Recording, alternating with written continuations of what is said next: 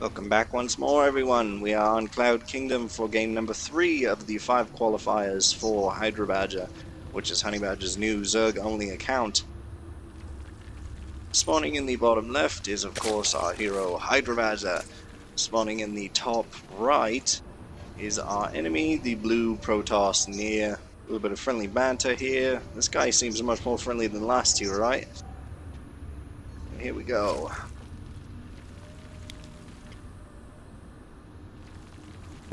What the?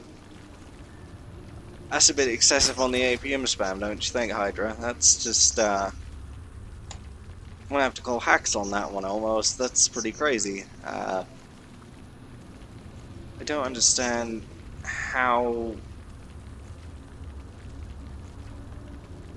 Must be hotkeys or something, because that is extremely high. I mean, it died off there pretty quickly, but at the very beginning that was 1,000 APM. I don't even think that's possible with human hands for the most part. Our buddy Nia is going to be cannoning the expansion of HydraBadger, because it was a hatch first situation for those of you that didn't notice. It was hatch first. The spawning pool just now starting. One mistake that Hydra did make here is not even moving this overlord over here to check for this sort of thing, or bringing a drone out, one of the two, at least, to check for cannon rushing. So this is going to be a loss here of this hatchery, at the very least.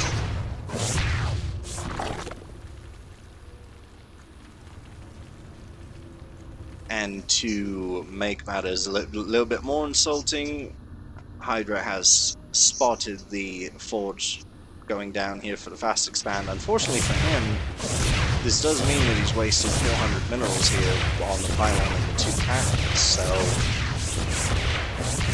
getting the hatchery for that amount is really not that great of a trade, especially if you're planning on forge fast expanding anyway. It's not really too smart to deny the second base. Now, if you see them taking a fast third, that's what you want to deny the third base, because if you're forge fast expanding, you're going to be on equal bases if you can keep them off of that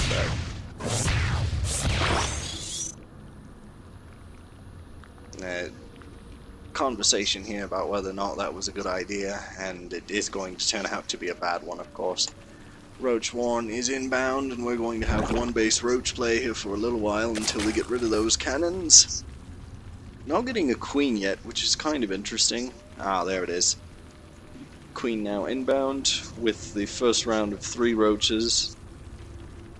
I do believe that this is going to be pretty standard from here on out, other than the fact that Hydra is stuck on one base at the moment, and our buddy here, interestingly enough, no gas. Just taking that expansion, which is sort of smart, because if you take your gas too quickly, you're going to have probes in the gas that could be mining you minerals to get your gateways and whatnot, and this right here is where it becomes a mistake to not have the gas yet. He should have warp gate researching. I mean, he should have warp gate done by now. It's 6 minutes into the game. That's another thing where wasting the money on this cannoning wasn't really worth it when you were planning on forge fast expanding anyway.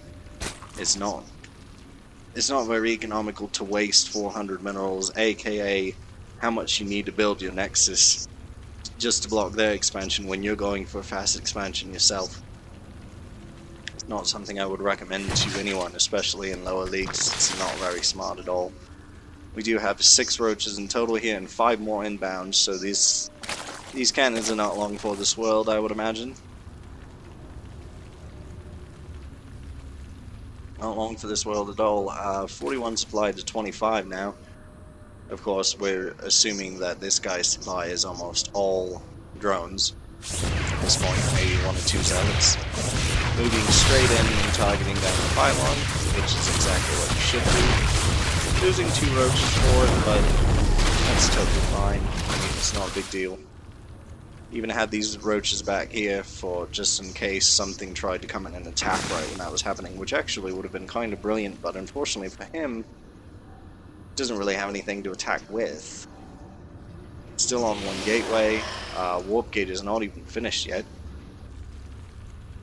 So by blocking the expansion, he is now behind severely, and he's going to be dealing with a fair amount of roaches here relatively soon. In fact, looks like right about now we're going to have, is that 12 or 13? 14 roaches in total, grouping them up, which is of course the way you want to do it. I'm going to go ahead and follow these buggers across the map because there isn't much else to watch right now. Speeding it up just a little bit to get this to the point where it actually matters. And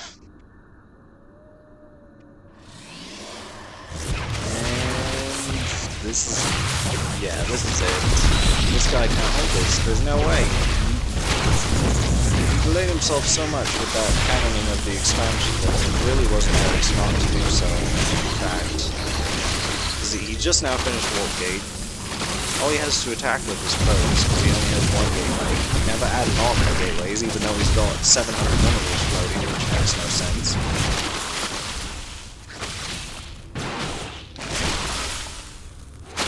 HydraBadger actually is adding an expansion behind this just in case this somehow gets shut down, because I do believe that there have been any scouting in the main for a while, so it's possible there could have been gateways in there that they didn't know about.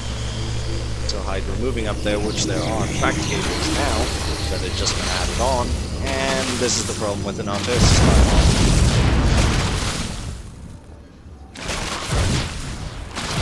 Always have more than one pylon power and 5 gateways.